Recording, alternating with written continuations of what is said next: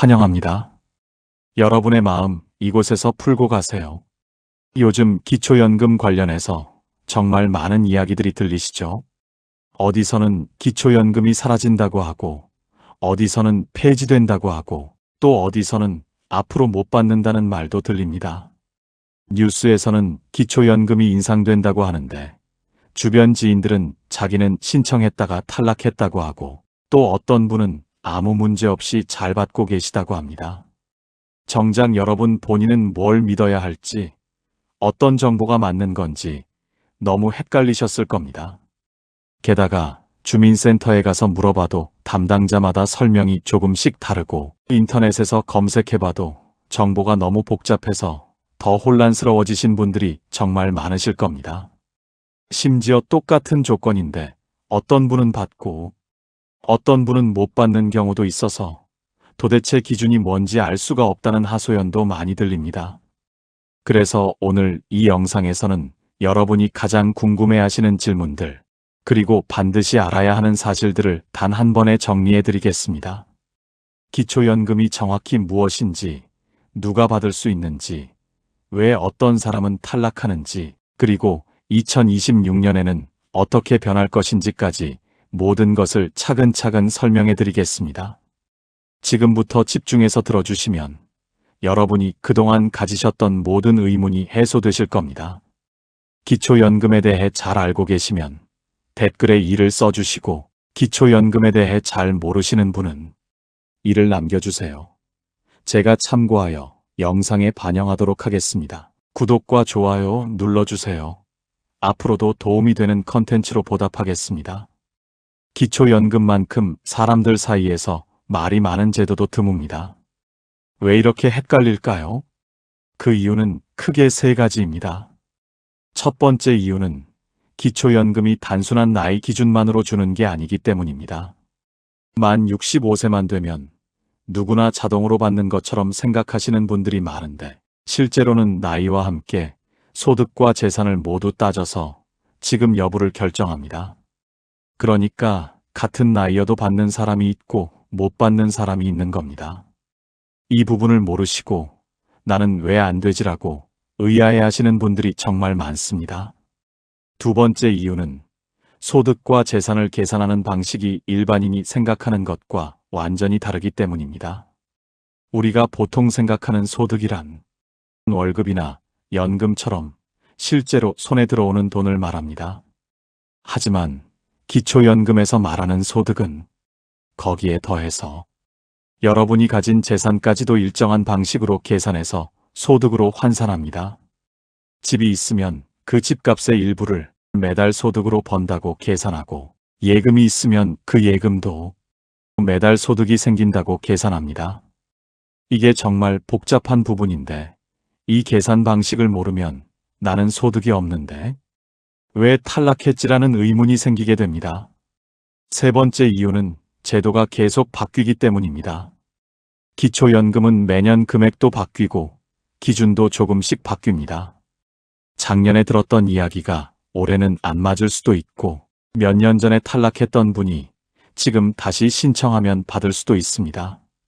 그러니 옛날 정보를 가지고 나는 안 되라고 단정 짓거나, 반대로 옛날에 됐으니까 지금도 당연히 될 거라고 생각하시면 안 됩니다. 이 3가지 이유 때문에 기초연금은 정말 복잡하고 헷갈립니다. 하지만 오늘 이 영상을 끝까지 보시면 이 복잡한 구조가 명확하게 이해되실 겁니다. 그럼 이제 본격적으로 기초연금의 기본 구조부터 차근차근 설명해 드리겠습니다. 기초연금은 누가, 얼마를, 어떻게 받나요? 기초연금은 만 65세 이상 어르신 중에서 소득과 재산이 일정 기준 이하인 분들에게 매달 일정 금액을 지급하는 제도입니다. 여기서 가장 먼저 알아야 할 것은 나이 기준입니다. 만 65세가 되는 달부터 신청할 수 있는데, 정확히 말하면 만 65세 생일이 속한 달의 1개월 전부터 신청이 가능합니다. 예를 들어서 생일이 3월 15일이라면 2월 1일부터 신청할 수 있습니다. 이 부분은 나중에 더 자세히 설명드릴 텐데, 지금은 일단 만 65세가 기준이라는 것만 기억하시면 됩니다. 그럼 만 65세만 되면 누구나 다 받을 수 있을까요? 아닙니다. 여기서 두 번째 조건이 등장합니다. 바로 소득인 정액이라는 기준입니다. 2025년 현재 기준으로 혼자 사시는 분은 소득인 정액이 월 228만 원 이하여야 하고, 부부가 함께 사시는 분들은 월 364만 8천 원 이하여야 합니다. 이 소득인 정액이 기준선 이하면 기초연금을 받을 수 있고, 기준선을 넘으면 받을 수 없습니다. 정말 딱 잘라서 결정됩니다. 그럼 기초연금은 얼마를 받을 수 있을까요? 2025년 현재 기준으로 혼자 사시는 분은 최대 월 34만 2,510원을 받을 수 있습니다. 부부가 함께 사시는 경우에는 두 분 합쳐서 최대 54만 8천 원을 받을 수 있는데, 이걸 각자로 나누면 한 분당 27만 4천 원입니다.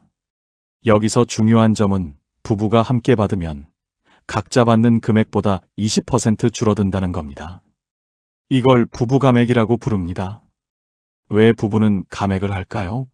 정부 입장에서는 부부가 함께 살면 생활비가 혼자 살 때보다 덜 든다고 보기 때문입니다. 집도 하나 쓰고 식비나 공과금도 함께 쓰니까 1인당 비용이 줄어든다는 논리입니다.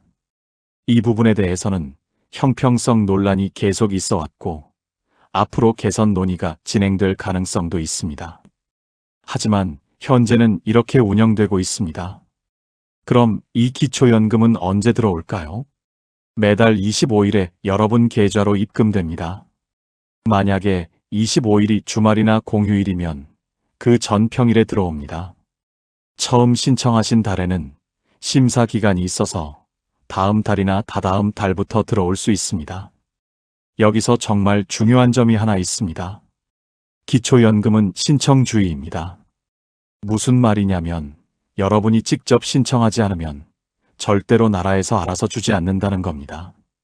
만 65세가 되었다고 해서 자동으로 계좌에 돈이 들어오는 게 아닙니다.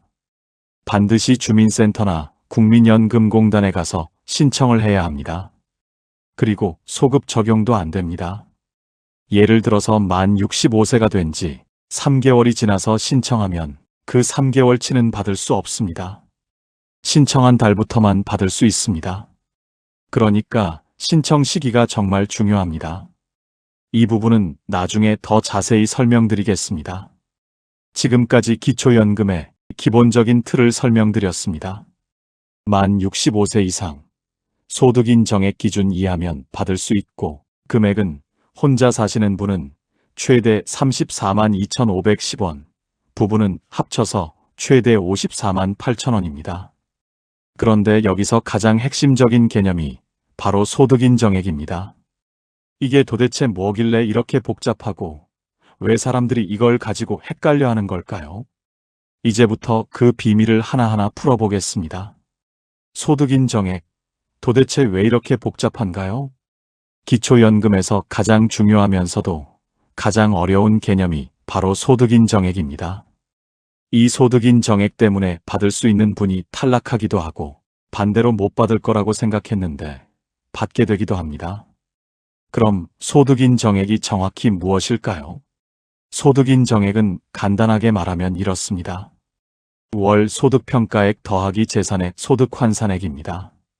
이 두 가지를 합친 게 소득인 정액입니다. 말로만 들으면 정말 어렵게 느껴지시죠?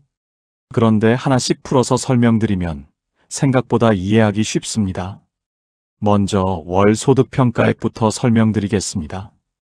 이건 여러분이 실제로 매달 받는 소득을 말합니다. 국민연금, 공무원연금, 사학연금 같은 공적연금을 받으신다면 그게 여기 포함됩니다. 근로소득이 있으시면 그것도 포함됩니다.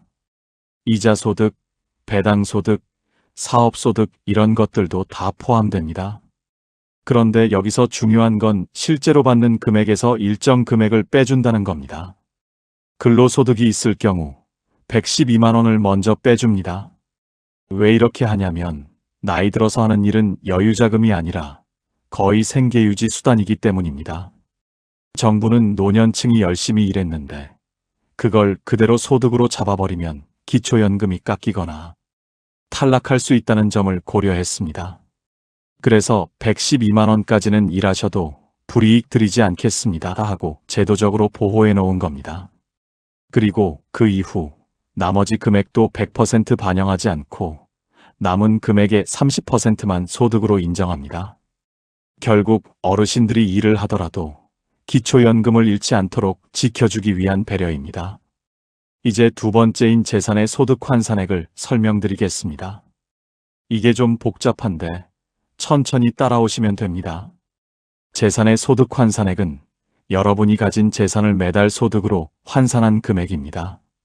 무슨 말이냐면 집이 있으면 그 집을 가지고 있는 것만으로도 매달 소득이 생긴다고 계산한다는 겁니다. 물론 실제로 집에서 돈이 나오는 건 아니지만 집이라는 재산 자체가 가치를 가지고 있으니까 그걸 소득으로 환산하는 겁니다. 이해를 돕기 위해 쉬운 비유를 들어드리겠습니다. 여러분 집에 쌀이 한 가마니 있다고 생각해 보세요. 그 쌀을 지금 당장 먹지는 않지만 그 쌀이 있다는 것 자체가 앞으로 한 달 동안 밥을 먹을 수 있다는 걸 의미합니다. 그럼 정부는 이렇게 계산합니다. 이 쌀 한 가마니면 한 달 동안 15만 원어치 밥을 먹을 수 있겠네. 그럼 이 사람은 매달 15만 원의 식비 소득이 있다고 보자. 이렇게 계산하는 겁니다. 실제로 돈이 들어온 건 아니지만 쌀이라는 재산을 돈으로 환산해서 소득으로 계산하는 거죠. 집도 마찬가지입니다. 3억 원짜리 집이 있으면 그 집을 가지고 있는 것만으로도 매달 일정 금액의 소득이 생긴다고 봅니다. 예금도 마찬가지입니다. 통장에 5천만 원이 있으면 그 돈을 지금 쓰지 않더라도 그 돈 자체가 재산이니까 매달 소득으로 환산됩니다. 자동차도 마찬가지입니다. 차를 가지고 있으면 그 차의 가치를 매달 소득으로 환산합니다. 그럼 구체적으로 어떻게 계산할까요? 재산의 소득 환산액은 이렇게 계산합니다. 일반 재산에서 기본 재산 공제액을 뺀 다음 그 금액에 정부가 정한 연 4%를 곱하고 거기에 다시 12로 나눕니다. 왜 12로 나누냐면 연 4%를 월로 환산하는 거니까요. 그러니까 연 4%, 월로 따지면 양 0.33%씩 소득으로 환산하는 겁니다. 기본 재산 공제액은 지역마다 다릅니다. 대도시는 1억 3,500만 원, 중소도시는 8,500만 원, 농어촌은 7,250만 원입니다. 이 금액까지는 재산이 있어도 소득으로 계산하지 않습니다. 기본적인 생활에 필요한 재산은 인정해주겠다는 취지입니다. 예를 들어 볼까요? 서울에 사시는 분이 집 한 채를 가지고 계신데 공시가격이 2억 원이라고 가정하겠습니다. 이 경우 2억 원에서 기본 재산 공제 1억 3,500만 원을 뺍니다. 그럼 6,500만 원이 남습니다. 여기에 연 4%를 적용하면 260만 원이고 이걸 12개월로 나누면 월 약 21만 6천 원입니다. 이 금액이 재산의 소득 환산액입니다. 그러니까 2억 원짜리 집을 가지고 계시면 매달 약 21만 6천 원의 소득이 있다고 계산되는 겁니다. 만약에 이분이 국민연금을 월 60만 원 받으신다면 월 소득평가액 60만 원에 재산의 소득 환산액 21만 6천 원을 더해서 총 소득인 정액은 81만 6천 원이 됩니다. 2025년 기준 혼자 사시는 분의 소득인 정액 기준이 228만 원이니까 이분은 기초연금을 받을 수 있습니다. 그럼 다른 예를 하나 더 들어보겠습니다. 서울에 사시는 부부인데 집 공시가격이 4억 원이고 예금이 8천만 원 있으며 남편분이 국민연금을 월 80만 원 받으신다고 가정하겠습니다. 먼저 재산을 계산해 봅시다. 집 4억 원과 예금 8천만 원을 합치면 총 재산은 4억 8천만 원입니다. 여기서 대도시 기본 재산 공제 1억 3,500만 원을 뺍니다. 그럼 3억 4,500만 원이 남습니다. 여기에 연 4%를 적용하면 1,380만 원이고 이걸 12개월로 나누면 월 115만 원입니다. 그리고 월 소득 평가액인 국민연금 80만 원을 더하면 총 소득 인정액은 195만 원입니다. 부부 기준이 364만 8천 원이니까 이 부부도 기초연금을 받을 수 있습니다. 마지막으로 하나 더 예를 들어보겠습니다. 중소도시에 사시는 혼자 사시는 분인데 집 공시가격이 1억 5천만 원이고 예금이 1억 원 있으며 3천만 원짜리 승용차가 한 대 있고 국민연금을 월 50만 원 받으신다고 가정하겠습니다. 재산을 계산해 봅시다. 집 1억 5천만 원, 예금 1억 원, 차량 3천만 원을 합치면 총 2억 8천만 원입니다. 중소도시 기본재산공제 8,500만 원을 빼면 1억 9,500만 원이 남습니다. 여기에 연 4%를 적용하면 780만 원이고 월로 환산하면 65만 원입니다. 국민연금 50만 원을 더하면 총 소득 인정액은 115만 원입니다. 단독가구 기준 228만 원보다 훨씬 낮으니까 이분도 기초연금을 받을 수 있습니다. 이렇게 소득 인정액은 실제 소득과 재산을 모두 고려해서 계산됩니다. 그래서 단순히 월급이나 연금만 보고 판단하면 안 되고 집과 예금과 차량까지 모두 따져봐야 합니다. 이 계산이 복잡하긴 하지만 원리만 이해하시면 대략적으로 본인이 받을 수 있을지 없을지 가늠하실 수 있습니다. 그런데 여기서 사람들이 가장 많이 실수하는 부분이 있습니다. 바로 자동차와 관련된 부분입니다. 자동차 때문에 탈락하는 분들이 정말 많은데 이게 왜 그런지 이제부터 자세히 설명드리겠습니다. 기초연금 신청하시는 분들 중에서 자동차 때문에 탈락하시는 경우가 정말 많습니다. 그런데 이 자동차 기준을 제대로 아시는 분이 거의 없습니다. 많은 분들이 나는 차가 한 대밖에 없는데 왜 안 되지? 내 차는 오래된 차인데 왜 안 되지? 이렇게 생각하십니다. 하지만 기초연금에서 자동차를 보는 기준은 여러분이 생각하시는 것과 완전히 다릅니다. 가장 중요한 포인트는 이겁니다. 자동차는 대수가 중요한 게 아니라 가액이 중요합니다. 차가 한 대든 두 대든 그게 문제가 아니라 그 차의 가치가 얼마냐가 핵심입니다. 2025년 현재 기준으로 차량가액이 4천만 원 이상이면 자동차를 일반 재산의 100%로 계산하는 게 아니라 월 소득 환산율을 훨씬 높게 적용합니다. 구체적으로 설명드리면 이렇습니다. 차량가액이 4천만 원 미만이면 그 차는 일반 재산으로 계산됩니다. 아까 설명드린 것처럼 재산에서 기본 재산 공제를 빼고 연 4%를 적용하는 방식으로 계산됩니다. 그런데 차량가액이 4천만 원을 넘으면 고급 자동차로 분류됩니다. 이 차는 일반 재산처럼 연 4%로 환산하지 않고 차량가액 전체를 소득처럼 반영해버립니다. 그래서 결과적으로는 매달 4천만 원이 소득으로 잡히는 것과 거의 비슷한 효과가 나옵니다. 이렇게 되면 기초연금 기준을 거의 넘어서기 때문에 사실상 기초연금을 받기 어렵습니다. 왜 이렇게 계산할까요? 정부 입장에서는 4천만 원이 넘는 고가의 차량을 보유하고 계신 분은 경제적으로 여유가 있다고 보는 겁니다. 기초연금은 경제적으로 어려운 어르신들을 위한 제도이기 때문에 고가의 차량을 보유하신 분은 지원 대상에서 제외하겠다는 취지입니다. 여기서 많은 분들이 오해하시는 부분이 있습니다. 내 차는 20년 된 외제차인데 왜 안 되냐고 하십니다. 외제차라고 해서 무조건 고급 자동차가 되는 게 아닙니다. 중요한 건 현재 시점에서 그 차의 가치가 얼마냐는 겁니다. 20년 된 외제차라도 현재 중고차 시장에서 가격이 4천만 원이 안 된다면 일반 차량으로 계산됩니다. 반대로 국산차라도 최신형 고급 세단이나 SUV라면 4천만 원을 넘을 수 있습니다. 차량가액은 어떻게 확인할까요?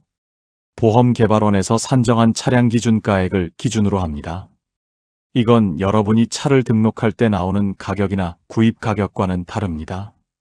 현재 중고차 시장에서 그 차가 얼마에 거래되는지를 기준으로 산정됩니다.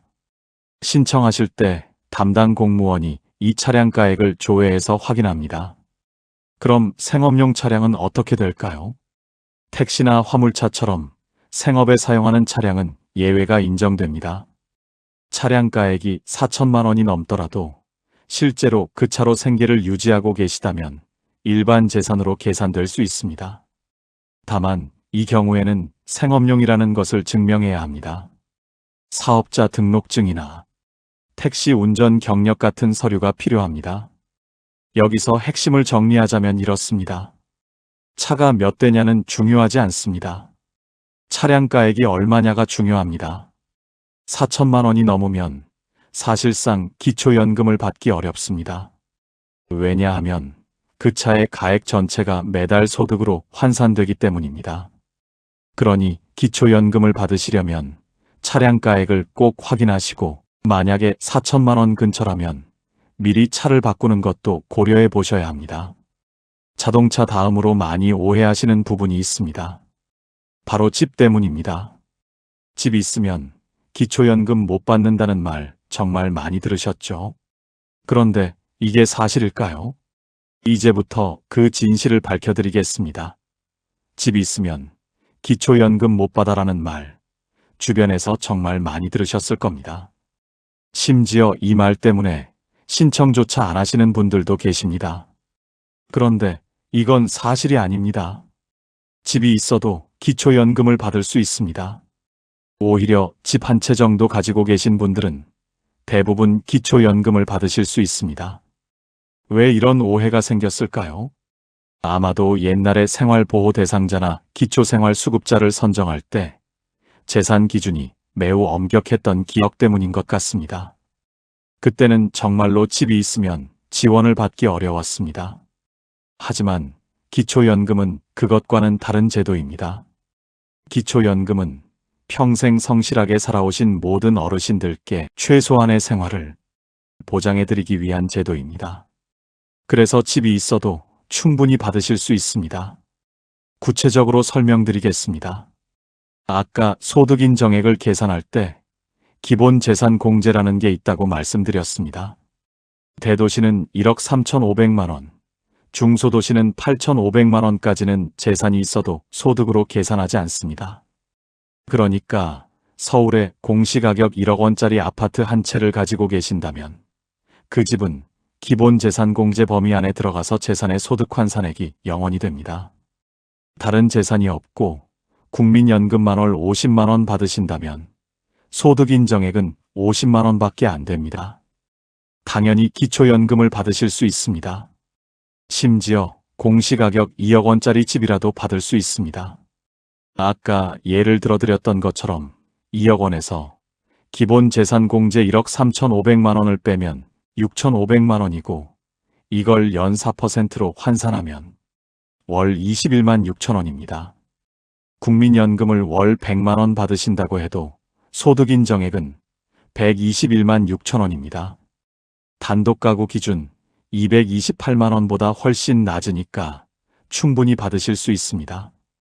게다가 집에 대출이 있으면 부채공제 기준에 따라 인정되는 만큼 대출금을 재산에서 빼줍니다. 특히 주택담보대출처럼 집과 직접 연결된 대출은 대부분 인정되기 때문에 예를 들어 공시가격 3억 원짜리 집에 주택담보대출이 1억 원 있다면 실제 재산은 2억 원으로 계산됩니다. 그래서 많은 경우 대출이 있으면 소득 인정액이 더 낮아지는 효과가 생깁니다. 다만 대출을 인정받으려면 금융기관에서 발급되는 대출 확인서 같은 서류가 필요하니 미리 준비해 두시는 것이 좋습니다. 그럼 어떤 경우에 집 때문에 탈락할까요? 집 공시가격이 아주 높거나 집 외에 다른 재산이 많은 경우입니다. 예를 들어서 공시가격 5억 원짜리 집에 예금이 2억 원 있고 차량이 3천만 원이라면 총 재산이 7억 3천만 원입니다. 기본 재산 공제를 빼더라도 재산의 소득 환산액이 상당히 높아집니다. 이런 경우에는 집이 있어서 탈락하는 게 아니라 전체 재산이 많아서 탈락하는 겁니다. 또 하나 중요한 점은 집의 가격은 공시가격을 기준으로 한다는 겁니다. 실제 거래 가격이나 시세가 아니라 국가에서 정한 공시가격입니다. 공시가격은 보통 시세보다 낮습니다. 그러니 시세 3억 원짜리 아파트라도 공시가격은 2억 원 정도일 수 있습니다. 여러분이 가지고 계신 집의 공시가격은 국토교통부 부동산 공시가격 알림이 사이트에서 확인하실 수 있습니다. 정리하자면 이렇습니다. 집이 있다고 해서 기초연금을 못 받는 게 절대 아닙니다. 오히려 집 한 채 정도는 가지고 계셔도 대부분 받으실 수 있습니다. 기본 재산 공제가 있고 대출금도 빼주고 공시가격 기준으로 계산하기 때문에 여러분이 걱정하시는 것만큼 불리하지 않습니다. 집이 있으니까 나는 안 되겠지 하고 포기하지 마시고 꼭 신청해 보시기 바랍니다. 집 다음으로 많이 궁금해 하시는 게 국민연금과의 관계입니다. 국민연금 받으면 기초연금 못 받는다는 말도 정말 많이 들으셨을 텐데 이것도 오해인지 사실인지 이제부터 명확하게 정리해 드리겠습니다. 국민연금 받으면 기초연금 못 받는다. 가맹연금의 진실. 국민연금과 기초연금의 관계는 정말 많은 분들이 오해하고 계십니다. 국민연금 받으면 기초연금 못 받아 이렇게 알고 계신 분들이 많은데 이건 반만 맞고 반은 틀립니다. 정확히 말하면 국민연금을 받아도 기초연금을 받을 수 있습니다. 다만 국민연금 금액에 따라서 기초연금이 줄어들 수는 있습니다. 먼저 기본 원칙부터 설명드리겠습니다. 기초연금은 소득인 정액만 기준을 충족하면 받을 수 있습니다. 국민연금을 받든 안 받든 상관없습니다. 국민연금 월 50만 원 받으시는 분도 소득인 정액이 228만 원 이하면 기초연금을 받을 수 있습니다. 국민연금 월 100만 원 받으시는 분도 다른 재산이 많지 않으면 기초연금을 받을 수 있습니다. 그런데 여기서 가맹연금이라는 제도가 등장합니다. 국민연금을 일정 금액 이상 받으시는 분들은 기초연금을 만액으로 못 받고 줄어든 금액을 받게 됩니다. 2025년 기준으로 국민연금 월 수령액이 48만 4,770원을 넘으면 기초연금이 감액됩니다. 그럼 구체적으로 어떻게 감액될까요? 감액에는 정해진 공식이 있습니다. 먼저 공식부터 보여드리겠습니다. 기초연금 감액액은 사람의 국민연금 월 수령액 마이너스 기준연금액의 150%, 감액되는 기초연금은 기초연금 만액 마이너스 위 금액의 절반. 이렇게 보면 머리가 아프시죠? 그래서 이제 아주 쉽게 풀어서 설명드리겠습니다. 정부는 국민연금을 어느 정도 이상 많이 받는 분에게는 기초연금을 조금 줄입니다. 기준이 되는 금액이 바로 기준연금액의 150%입니다. 2025년 기준으로 그 금액은 48만 4,770원입니다. 그러니까 국민연금을 이 금액보다 많이 받고 계시면 초과된 부분의 절반만큼 기초연금에서 빼는 겁니다. 예를 들어 볼까요? 국민연금을 월 60만 원 받으시는 분이라면 60만 원에서 48만 4,770원을 뺀 11만 5,230원이 초과분입니다. 이 초과분의 절반인 5만 7,615원을 기초연금에서 빼면 됩니다.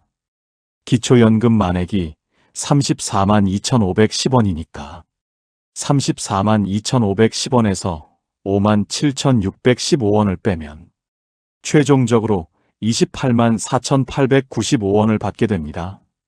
이렇게 어렵게 보이는 공식이 사실은 국민연금이 많으면 조금 깎인다는 뜻 하나입니다.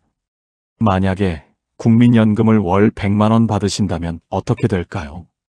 100만 원에서 48만 4,770원을 빼면 51만 5,230원이고 이 절반인 25만 7,615원을 기초연금에서 빼야 합니다. 만액 34만 2,510원에서 25만 7,615원을 빼면 8만 4,895원만 받게 됩니다. 국민연금이 많으면 기초연금은 상당히 줄어듭니다. 여기서 중요한 포인트는 이겁니다. 국민연금이 아무리 많아도 기초연금이 완전히 0원이 되지는 않습니다. 최소한 일정 금액은 보장됩니다. 2025년 기준으로 최소 보장 금액은 기준 연금액의 10%인 34,251원입니다. 그러니까 아무리 국민연금을 많이 받으셔도 기초연금은 최소 34,251원은 받으실 수 있습니다. 다만 아주 드물게 전체 재산과 소득이 기준을 크게 넘는 특수한 경우에는 기초연금이 0원이 되는 사례도 있습니다. 그래서 최종 금액은 개인별 상황에 따라 달라지며 정확한 금액은 국민연금공단의 산정 결과를 꼭 확인하셔야 합니다. 반대로 국민연금을 조금만 받으시거나 전혀 안 받으시는 분들은 기초연금을 만액으로 받을 수 있습니다. 국민연금 월 40만원 이하를 받으시면 기초연금 34만 2,510원을 그대로 다 받으실 수 있습니다. 이런 면에서는 국민연금이 적은 분들이 기초연금에서는 더 유리합니다. 여기서 한 가지 더 말씀드리고 싶은 건 국민연금과 기초연금은 서로 다른 목적의 제도라는 겁니다.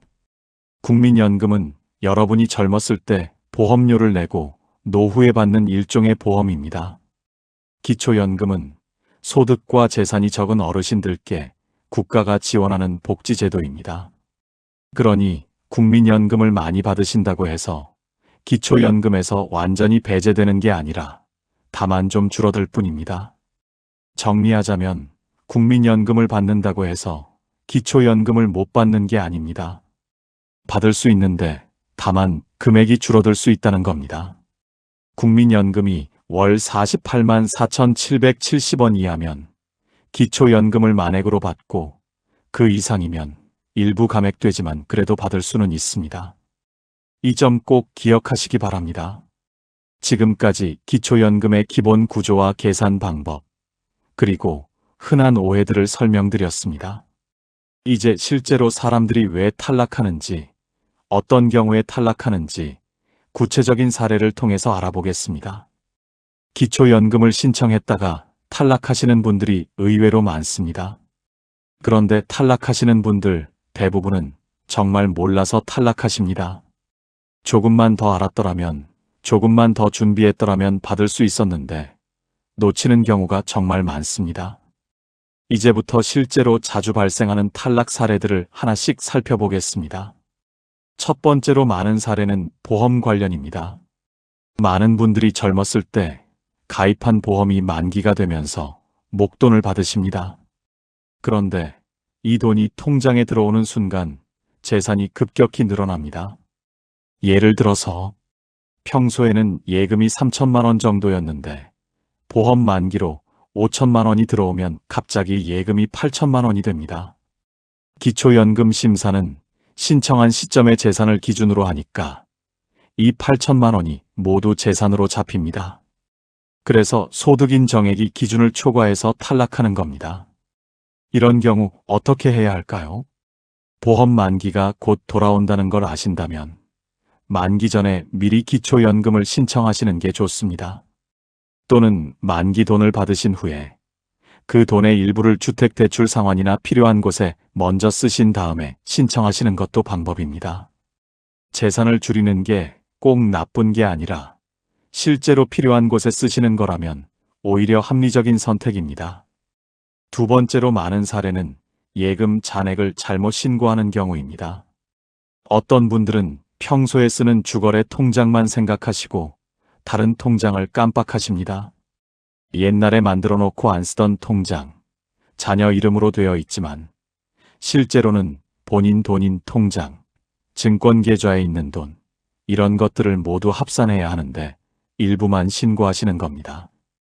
그러다가 나중에 심사 과정에서 금융조회를 통해 다 드러나고 결국 소득인 정액이 기준을 넘어서 탈락하십니다. 신청하실 때는 모든 금융기관의 모든 계좌를 다 신고해야 합니다. 하나라도 빠뜨리면 안 됩니다. 자녀 명의라도 실제 돈 주인이 본인이시면 본인 재산으로 신고해야 합니다. 정확하게 신고하지 않으면 나중에 문제가 됩니다. 세 번째 사례는 대출을 신고하지 않는 경우입니다.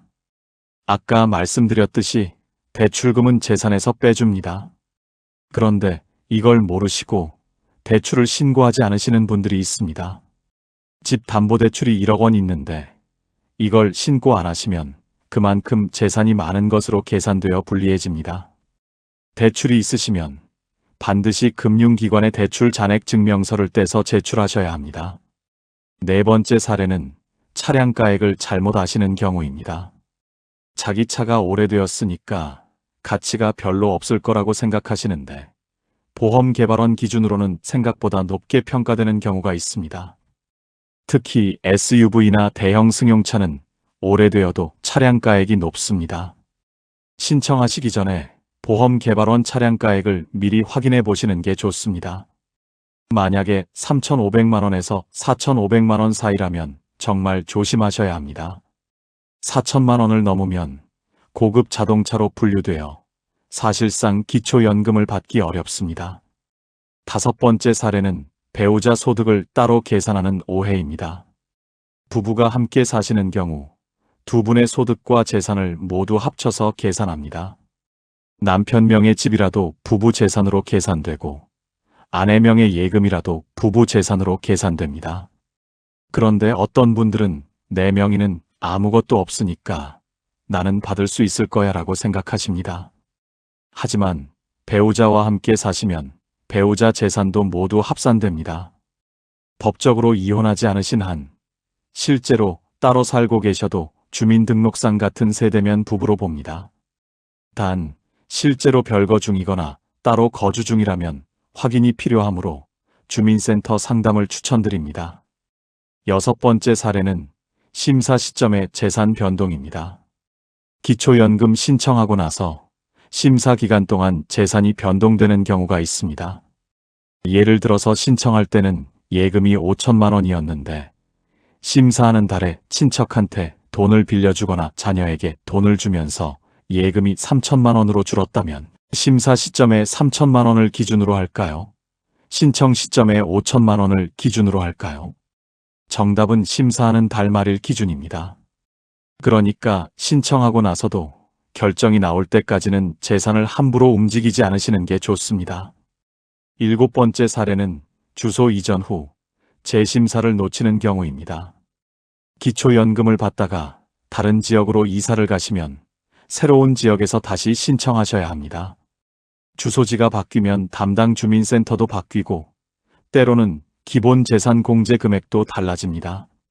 서울에서 농어촌으로 이사 가시면 기본 재산 공제가 1억 3,500만 원에서 7,250만 원으로 줄어드니까 소득 인정액이 높아질 수 있습니다.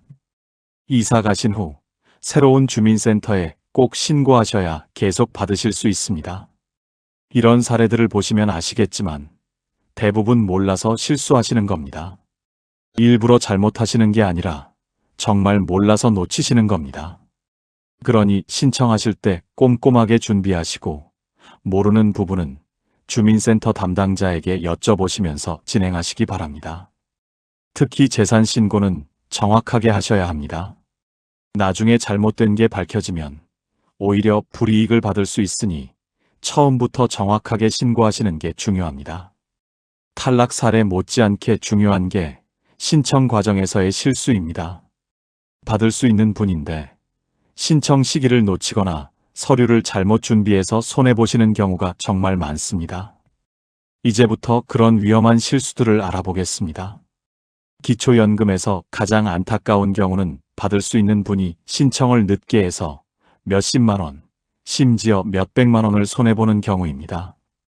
이런 일이 생각보다 정말 많습니다.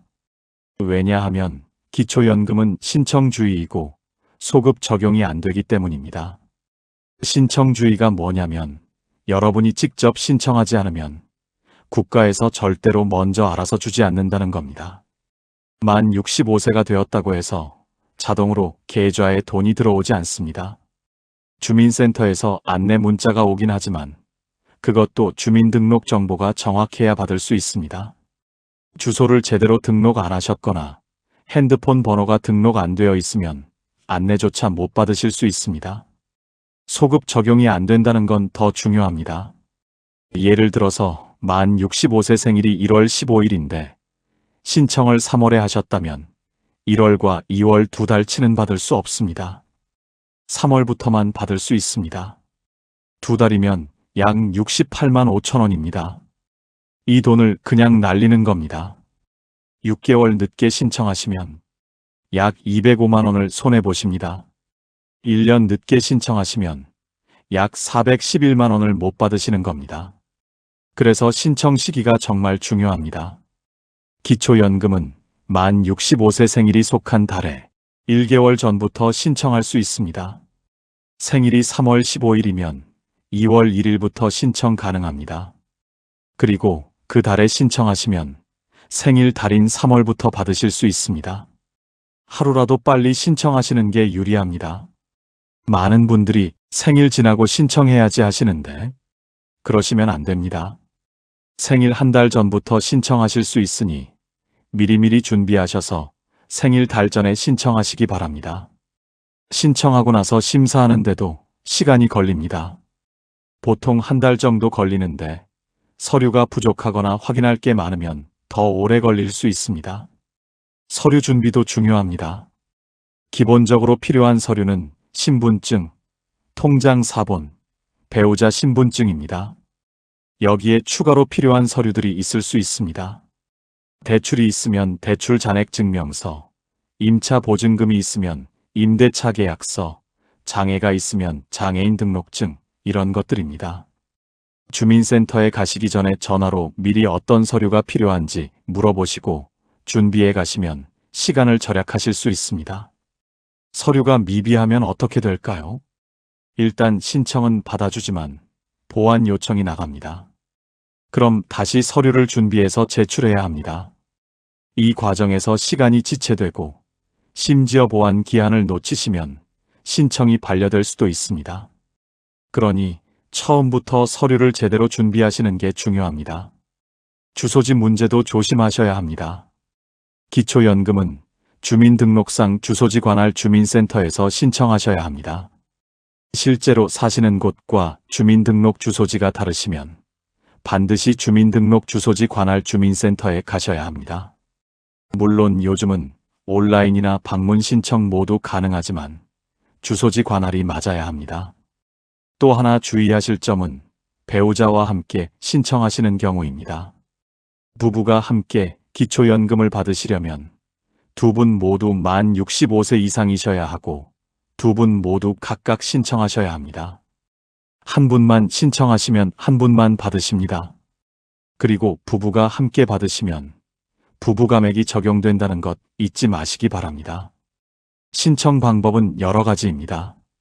주민센터에 직접 방문하실 수도 있고 국민연금공단 지사에 가실 수도 있고 온라인으로 복지로 웹사이트나 모바일 앱으로도 신청하실 수 있습니다.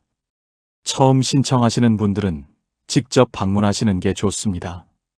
담당자와 직접 상담하시면서 필요한 서류도 확인하고 궁금한 점도 바로 물어보실 수 있기 때문입니다. 마지막으로 정말 중요한 당부를 드리자면 혹시 탈락하셔도 포기하지 마시기 바랍니다. 탈락 사유를 정확히 확인하시고 재산이나 소득 상황이 바뀌면 다시 신청하실 수 있습니다. 예를 들어서 예금이 많아서 탈락했는데 그 예금을 어디 쓰셔서 줄어들었다면 다시 신청하시면 됩니다. 재신청에는 횟수 제한이 없습니다. 지금까지 신청 과정에서의 주의사항을 말씀드렸습니다. 정리하자면 생일 한 달 전부터 미리 신청하시고 서류는 꼼꼼하게 준비하시고 소급 적용이 안 되니까 절대로 늦지 않게 신청하셔야 한다는 겁니다. 하루라도 빨리 신청하시는 게 여러분의 이익입니다.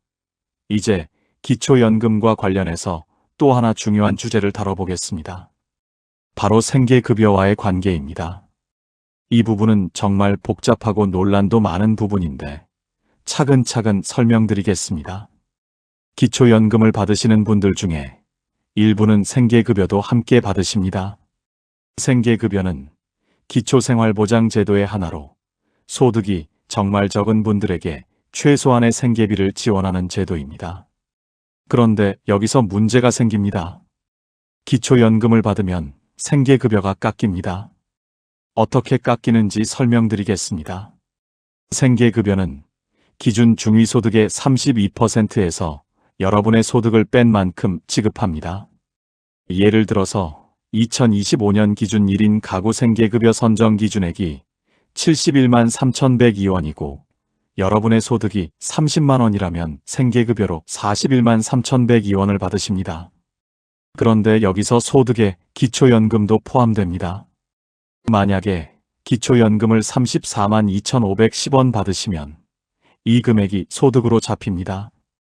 기존 소득 30만 원에 기초연금 34만 2,510원을 더하면 총 소득이 64만 2,510원이 됩니다. 그럼 생계급여는 71만 3,102원에서 64만 2,510원을 빼서 7만 592원만 받게 됩니다. 기초연금을 받기 전에는 생계급여를 41만 3,102원 받았는데 기초연금을 받고 나니까 생계급여가 7만 592원으로 확 줄어든 겁니다. 그럼 실제로 여러분이 받는 총액은 얼마가 될까요? 기존 소득 30만 원에 기초연금 34만 2,510원과 생계급여 7만 592원을 합치면 총 71만 3,102원입니다. 기초연금을 받기 전에는 소득 30만 원과 생계급여 41만 3,102원을 합쳐서 71만 3,102원이었습니다. 똑같습니다. 기초연금을 받아도 총액은 그대로입니다. 이게 바로 문제입니다. 기초연금을 받아도 실제로 손에 들어오는 돈은 늘지 않습니다. 기초연금만큼 생계급여가 줄어들기 때문입니다. 이걸 두고 기초연금이 무슨 소용이냐? 생계급여 받는 사람은 기초연금이 의미가 없다는 비판이 많습니다. 하지만 완전히 의미가 없는 건 아닙니다. 첫째, 기초연금에는 소득으로 산정되지 않는 부분이 있습니다. 2025년 현재 기초연금액의 일부는 생계급여 산정 시 소득에서 제외됩니다. 정확히는 기초연금액 중에서 일정 금액은 소득으로 안 잡습니다. 그래서 기초연금을 받으면 조금이라도 총 수령액이 늘어날 수 있습니다. 둘째, 생계급여는 매년 심사를 다시 합니다.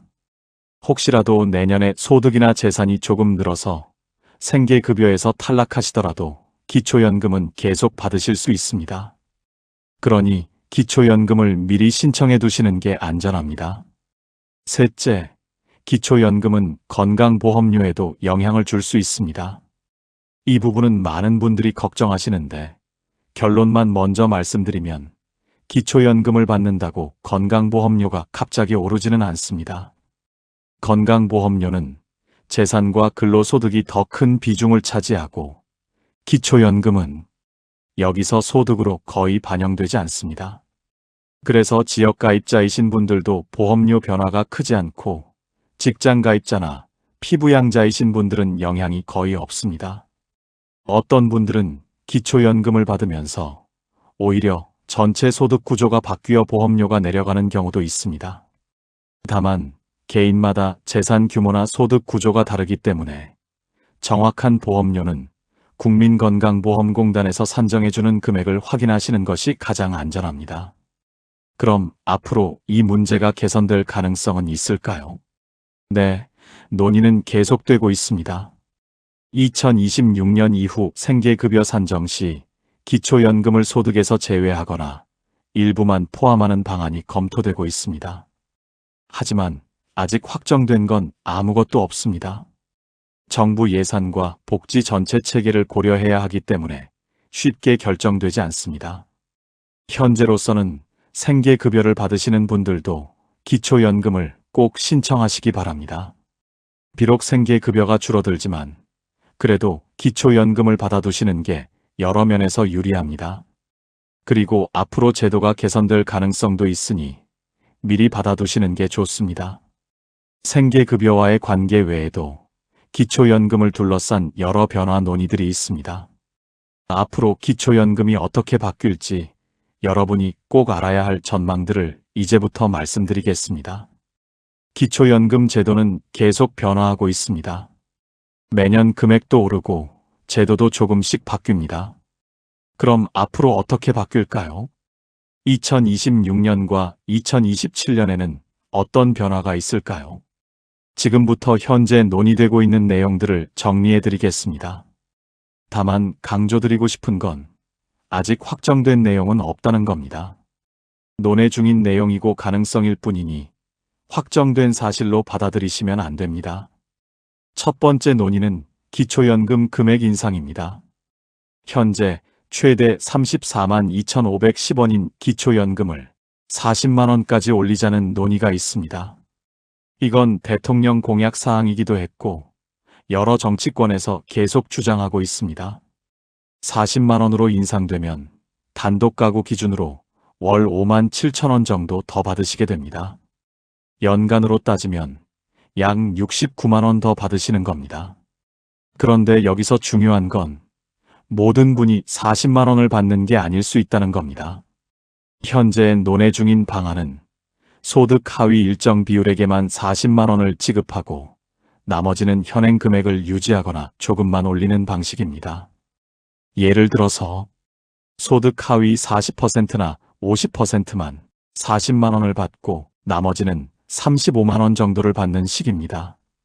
이렇게 하는 이유는 재정 부담 때문입니다. 모든 수급자에게 40만 원을 주려면 예산이 엄청나게 늘어나기 때문에 단계적으로 시행하자는 겁니다. 두 번째 논의는 소득 기준 확대입니다. 현재는 소득 하위 70%까지 기초연금을 받을 수 있습니다. 이걸 더 확대해서 80%까지 확대하자는 의견도 있습니다. 만약에 이렇게 되면 지금은 소득인 정액이 기준을 약간 넘어서 못 받으시는 분들도 받으실 수 있게 됩니다. 다만 이것도 아직 논의 단계입니다. 세 번째 논의는 부부감액 완화입니다.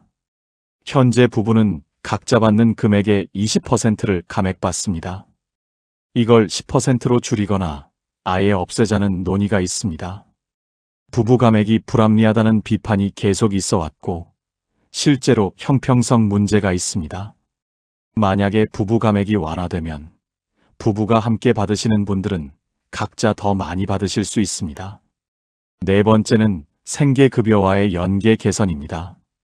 아까 설명드렸듯이 현재는 기초연금을 받으면 생계급여가 그만큼 줄어듭니다. 이 문제를 개선해서 기초연금의 일부나 전부를 생계급여 산정 시 소득에서 제외하자는 논의가 있습니다. 이렇게 되면 생계급여를 받으시는 분들이 기초연금을 받아도 실제로 손에 들어오는 돈이 늘어납니다. 다섯 번째는 국내 거주 요건입니다. 현재 기초연금을 받으려면 국내에 거주해야 합니다. 해외로 이민을 가시거나 장기간 해외에 체류하시면 기초연금이 중단됩니다. 이 요건을 어떻게 할지에 대한 논의가 있습니다. 완화하자는 의견도 있고 오히려 더 엄격하게 하자는 의견도 있습니다. 아직 방향이 정해지지 않았습니다. 여섯 번째는 해외 자산 신고 강화입니다. 일부 수급자들이 해외에 자산을 가지고 있으면서도 신고하지 않고 기초연금을 받는다는 지적이 있었습니다. 이를 막기 위해 해외 자산 조회와 신고를 강화하는 방안이 논의되고 있습니다. 해외에 부동산이나 예금이 있으시면 앞으로는 반드시 신고해야 할 가능성이 높습니다. 일곱 번째는 재정 지속 가능성 문제입니다. 기초연금 수급자는 계속 늘어나고 있습니다. 특히 1955년생부터 1963년생까지의 베이비붐 세대가 본격적으로 만 65세에 진입하면서 수급자가 급증하고 있습니다. 2025년 현재 약 736만 명이 기초연금을 받고 있는데 앞으로 몇 년 내에 800만 명, 900만 명으로 늘어날 것으로 예상됩니다. 그럼 정부 예산 부담도 엄청나게 커집니다. 현재 기초연금 예산은 연간 약 26조 원입니다. 이게 몇 년 후면 30조 원, 40조 원으로 늘어날 수 있습니다. 이 재정을 어떻게 감당할지가 큰 과제입니다. 그래서 일각에서는 기초연금을 축소하거나 자산조사를 더 엄격하게 해야 한다는 주장도 나옵니다. 반대로 기초연금은 노인 빈곤을 막는 최소한의 안전망이니까 오히려 더 확대해야 한다는 주장도 있습니다. 이런 논의들은 앞으로 국회와 정부에서 계속 논의될 것입니다. 그 과정에서 여러분의 의견도 중요합니다.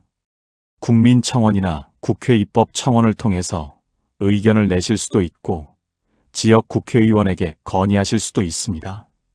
기초연금은 여러분의 권리이고 그 권리를 지키고 개선하는 것도 여러분의 목소리가 필요합니다. 정리하자면 2026년, 2027년에는 기초연금이 여러 면에서 바뀔 가능성이 있습니다. 금액이 오를 수도 있고 대상이 확대될 수도 있고 부부감액이 줄어들 수도 있습니다. 하지만 아직 확정된 건 없습니다. 계속 관심을 가지고 지켜보시면서 변화가 있으면 그에 맞춰 대응하시기 바랍니다. 그리고 무엇보다 지금 받으실 수 있는 분은 지금 바로 신청하시기 바랍니다. 앞으로 바뀔 거라고 기다리시다가 지금 받을 수 있는 걸 놓치시면 안 됩니다. 지금까지 기초연금의 모든 것을 설명드렸습니다. 이제 마지막으로 정리하면서 마무리하겠습니다. 여러분, 오늘 이 영상에서 기초연금에 대한 모든 것을 최대한 쉽고 자세하게 설명드렸습니다. 기초연금이 무엇인지, 누가 받을 수 있는지, 어떻게 계산되는지, 왜 어떤 사람은 탈락하는지, 신청할 때 무엇을 조심해야 하는지, 그리고 앞으로 어떻게 바뀔지까지 모두 말씀드렸습니다. 기초연금은 시혜가 아닙니다. 여러분의 권리입니다. 평생 이 땅에서 열심히 일하시고, 세금 내시고, 자녀 키우시고, 사회에 기여하며 살아오신 여러분께 국가가 드리는 최소한의 안전망입니다. 부끄러워하실 필요도 없고, 망설이실 필요도 없습니다. 받으실 수 있으면 당당히 받으시면 됩니다. 혼란스러우셨던 모든 정보가 오늘 이 영상으로 조금이라도 정리되셨길 바랍니다. 집 있으면 못 받는다는 오해도 풀리셨기를, 국민연금 받으면 못 받는다는 걱정도 없어지셨기를 바랍니다. 그리고 무엇보다 신청 시기를 놓치지 마시고 생일 한 달 전부터 미리 준비하셔서 단 한 푼도 손해보지 않으시길 바랍니다. 여러분의 노후가 조금이라도 더 편안해지고 경제적 걱정이 조금이라도 줄어드는데 이 영상이 도움이 되었다면 그것으로 충분합니다. 궁금하신 점이 있으시면 가까운 주민센터나 국민연금공단에 문의하시기 바랍니다. 그리고 주변에 기초연금에 대해 잘 모르시는 분들이 계시면 이 영상을 꼭 공유해 주시기 바랍니다. 오늘 영상을 보며 여러분은 어떤 생각이 드셨나요?